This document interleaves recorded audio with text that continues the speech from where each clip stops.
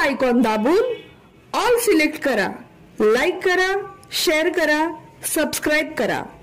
चला तर आपण बघूया ताज्या घडामोडी। कैवल्य सेवा मंडळ श्री ज्ञानेश्वर माऊली समाधी सोहळा काळाचौकी मुंबई येथे मोठ्या उत्साहात सोमवार दिनांक 17 ऑक्टोबर 2025 रोजी काळाचौकी मुंबई येथे ज्ञानेश्वर माऊली समाधी संजीवन सोहळा मोठ्या उत्साहात साजरा झाला। ज्ञानेश्वर माऊली पूजन नानासाहेब निक्कम न्यू सातारा समूह यांच्या शुभ हस्ते महेश नारकर समाजसेवक, प्रमोद आर्यन भजन सम्राट, गजानन रेवडकर पत्रकार, यशवंत महाराज गिरकर, जनार्दन कदम यांच्या उपस्थितीत ज्ञानेश्वर महाराजांच्या प्रतिमेला पुष्पहार अर्पण करून कार्यक्रमास सुरुवात झाली। चक्री प्रवचने, हरिभक्त पारायण, नारायण नाईक, मधुकर माळेश्वर, तुळशीदास भोजने, यशवंत गिरकर, दयानंद पांगम यांच्या प्रवचनाने भाविक भक्त मंत्रमुग्ध झाले। आलेल्या पाहुण्यांचा मंडळाच्या वतीने सत्कार करण्यात आला।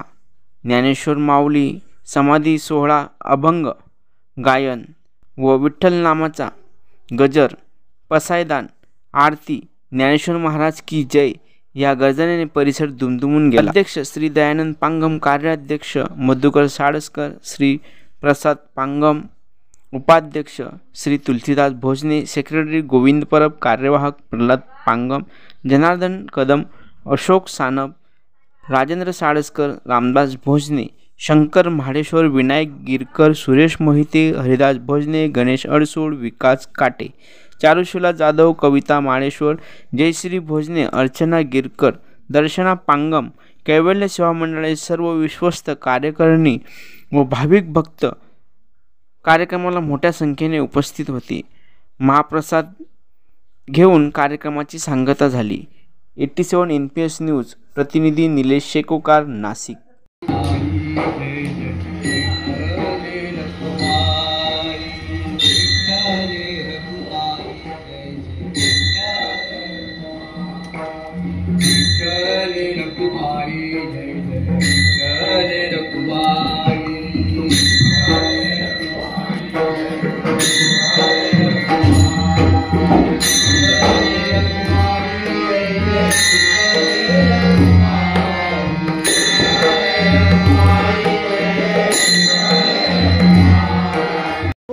कुठे गेले येईल तसा बोल रामकृष्ण हरी, रामकृष्ण हरी, रामकृष्ण हरी, रामकृष्ण। हा रामकृष्ण हरी काय आहे हो? रामकृष्ण हरी हा मंत्र आहे, रामकृष्ण हा बीज मंत्र आहे आणि रामकृष्ण हे विश्वाचं कोड आहे। कसं आहे? न उघडणार राम कृष्ण हरी। राम म्हणजे काय? सच्चिद आनंद, सच्चिदानंद कृष्णाय वयम नमः, सच्चिदानंद कृष्णाय वयम नमः म्हणजे काय? रामकृष्ण हरी, रामकृष्ण हरी। तुकाराम महाराजांना काय केलं? स्वप्नात जाऊन पांडुरंगाने सांगितलं, स्वप्नात मंत्र दिला, त्रिअक्षरी सोपा। भगवंत कृपा करतो, त्यांना देहधारी सद्गुरू नाही, पण तुकाराम महाराजांनी जे काय केलंय ते आज विश्वामध्ये जगामध्ये सगळीकडे सर्च करतात, रिसर्च करतात, पीएचडी घेत आहे। गुरु तुम्हाला बोध करतील आणि त्या बोधाने तुम्ही हे कराल, म्हणजे नामस्मरण कराल, तुम्हाला हे होईल। ते ज्ञानेश्वर महाराज हरिपाठात म्हणतात की हरिपाठ कीर्ती मुखे जरी गाय, पवित्रची होय देह त्याचा, तपाचे सामर्थ्य तपिन्नला मूप, चिरंजीव कल्प वैकुंठी नादे, मातृ पितृ भात्रा सगोत्र अपार, चतुर्भुज नर भूमिटे, ज्ञान गुण गम्य ज्ञानदेवा लादले, निवृत्तीने दिदले माझे हाती, हरिपाठ कीर्ती मुखे जरी गाय, पवित्रची होय देह त्याचा। तुम्ही हरिपाठ गाल, हरिपाठ हरी कीर्तन नाम संकीर्तन कराल, मुखाने राम संकीर्तन कराल, त्यावेळी तुमच्या मुखे जरी गाय, पवित्रची तुमचा देह आहे आपला आयुष्य, ते नामाशिवाय घालूच नका।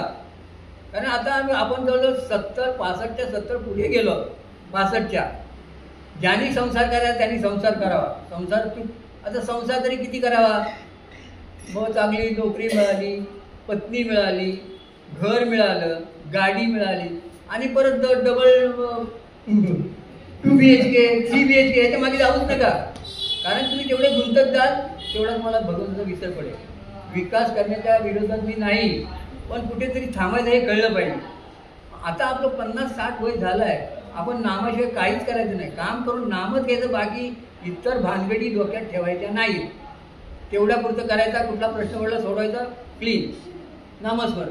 असं नामस्मरण केलं तर आपल्याला आपल्या सद्गुरूंची भेटी होईल.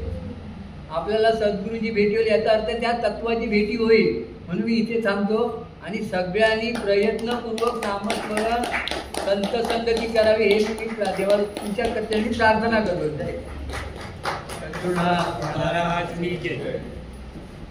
आपण त्याच्यामध्ये म्हणजे ठाम आपण त्यांच्या संघटनेत राहिलो. आपल्यावर ज्ञानाचा वर्ष पुष्कळ झाला, परंतु आपण थोडे का राहिलो तर आपण त्याप्रमाणे नाम त्या दुसऱ्याने घेतलं पाहिजे, त्या भावनेने घेतलं पाहिजे, त्या भावामध्ये घेतलं पाहिजे, त्या पद्धतीत घेतलं पाहिजे. आजोबाचे जेव्हा नाही म्हणायला आपण 40-45 वर्षी एकत्र आहोत, पण आपली नामसाधनेमध्ये आपली प्रगती झालेली नाही. का तर आपण त्याला आपण म्हणजे ह्या सगळ्याचे प्रमुख होते. लालबागमध्ये कार्यक्रम करणं फार मोठी गोष्ट होती.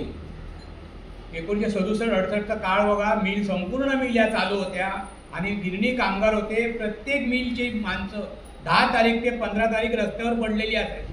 कारण व्यसन सगळ्यांना होतं. काम भरपूर करायचं, पगार भरपूर कमवायचा, पण तो बराचसा व्यसनामध्ये जायचा. त्याच्यामध्ये काय व्हायचं, बाबा नेहमी सांगायचं की आम्ही सद्गुरूंनी आम्ही इथून काळाचौकीला प्रवचन संपल्यावर चालत जायचो 1 नंबर बस स्टॉपवर आणि त्यांना बसमध्ये बसून जायचो. सद्गुरू जायचे कधी. नंतर मग आम्ही टॅक्सीने राहिलो. टॅक्सीचे 75 पैसे होते. त्यावेळेला सद्गुरूंना टॅक्सीने जोडायचं. तर बाबा काय सांगायचे, ही बाळं झोपली आहे रस्त्याच्या कडेला. का बाळं झोपली आहे की नशा उतरल्याशिवाय उठणार. आणि हा आज आपण बदल जो पाहतो आहे. ज्ञानेश्वर माऊली समाधी सोहळा 1991 सालापासून लालबाग परळमध्ये आम्ही करत आहोत आणि त्याच्या अगोदर 1965 सालापासून आम्ही तो लालबाग फिरताळ कंपाऊंडमध्ये करत होतो. आणि आज या ठिकाणी काळाचौकी येथे गणराज हॉलमध्ये अबुदयनगरमधील 16 नंबर बिल्डिंगमध्ये पूर्ण झालेला आहे आणि त्याची सांगता आता पसायदान होऊन पूर्णत्वाकडे झालेली आहे. आता महाप्रसाद होऊन सर्व भाविक आपापल्या घरी जातील. ज्ञानेश्वर माऊली ही सर्व विश्वाची माऊली आणि विश्वात्मक देवाजवळ मागणं मागताना हे ईश्वरा सर्वांना सुखात ठेव एवढंच आम्ही सांगू शकतो. सर्वांचं भलं कर, सर्वांना उत्तम आरोग्य लाभू नये, सर्वसुखी सर्वभूती संपूर्ण होईल. कुंडली कवरदे ज्ञानदेव